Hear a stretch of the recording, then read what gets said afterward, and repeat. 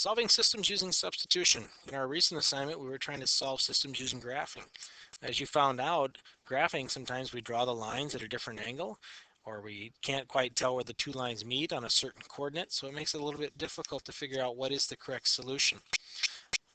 One of the ways that we use them to get exact answers is we'll actually take a system like this one, 2x plus 4y equals negative 6, and x equals 2y minus 5, and we will substitute something in to eliminate a variable and make it easier to solve.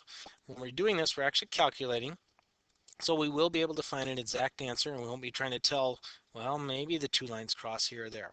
Graphs are nice. They give us an advantage of seeing the possible answer, but don't always give us the exact answer. So for substitution, you can have a system like this. When I see a variable, here's the letter x, all by itself. This is a time when I can use substitution. What I'm going to do is I'm going to take this part, 2y minus 5, and I'm going to take it, and where I see x in the other equation, I will trade it. I will take the x out, and I will write in 2y minus 5. So it looks like this. So say 2 parentheses 2y minus 5, and I write the rest of the equation, plus 4y equals negative 6. So now I'm going, since I have just y as the only variable that I have there, I get to solve this equation using all my equation skills. So I distribute my 2 and I say 4y minus 10, copy the rest of the equation. Combine like terms, 4y plus 4y is 8y.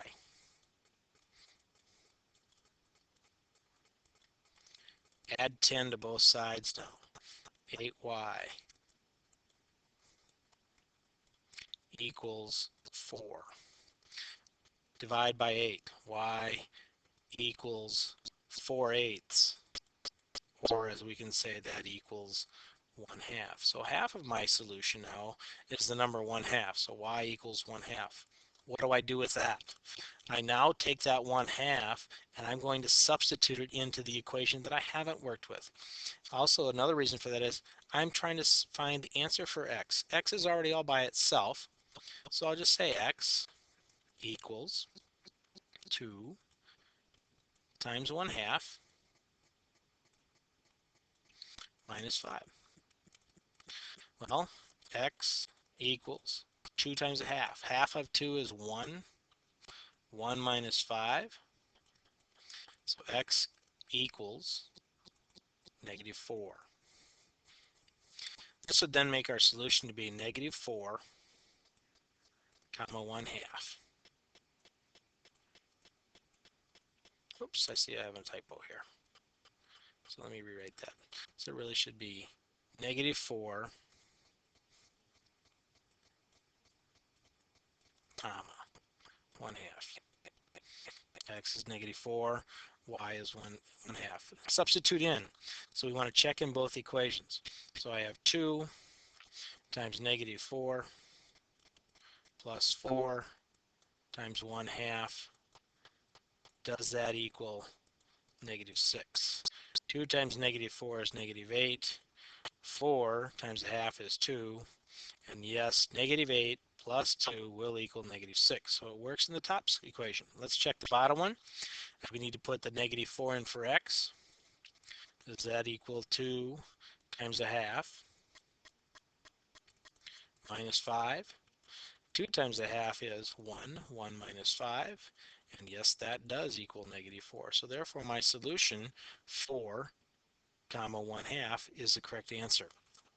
Substitution. If I have a variable by itself, works very well to take what this one variable is equal to and trade it into the other equation.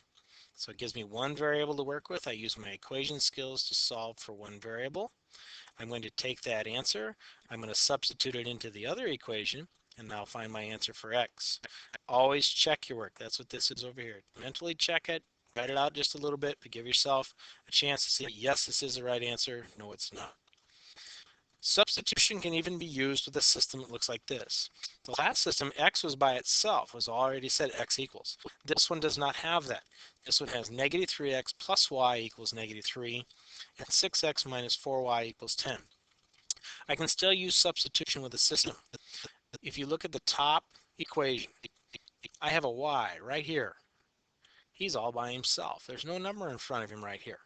All I have to do to get y by itself here is move 3x to the other side of the equation. So instead of a minus 3x, I will add it to the other side.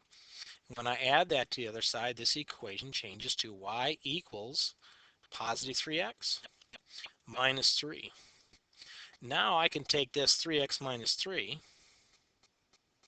and I will trade that into the other equation for y, because I solved it for y, so I will trade it into the other equation.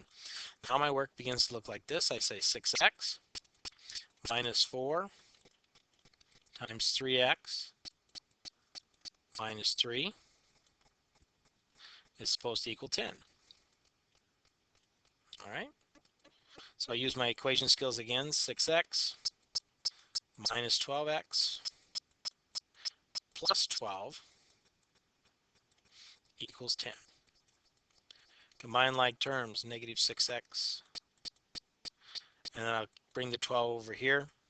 Oops. So then what I have then is 10 minus 12. That would be negative 2. Divide both sides by negative 6. I get x equals negative divided by negative is positive 2 over 6, which is the same as 1/3. So x equals 1/3. Now I'm going to take the 1/3 and put it back into the equation. I can put it into this equation, the original one here. But since I'm looking for y, and these two equations say the same thing, I'm actually going to put it into this one over here.